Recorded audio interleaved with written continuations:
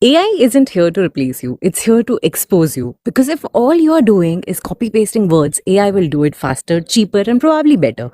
But if what you're doing is telling a story, creating trust, building connection, AI can't take that away.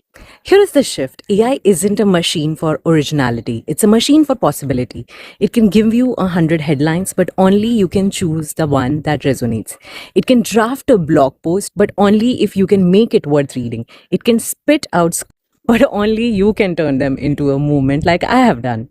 So, the promise of AI content marketing isn't volume, it's leverage. The chance to take the mundane work off your plate so you can focus on the generous work, the human work, the work of empathy. Because at the end of the day, people don't want content, they want meaning. They want feel seen, understood, and valued. So, if AI helps you spend less time typing and more time listening, then yes, AI, it changes everything. But if you use it to flood the world with more noise, you are not a marketer, you are a spammer.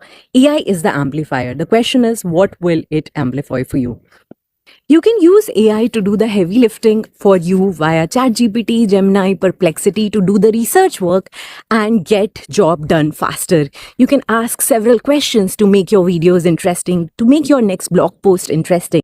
So most people ask AI, write me a blog, and then complain sounds generic. That's like asking a painter, make me art, wig in, wig out.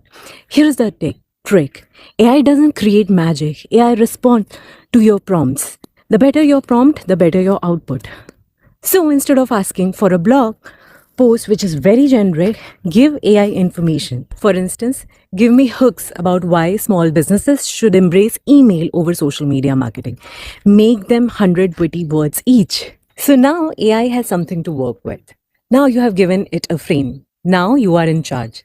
Step 1, start with clarity.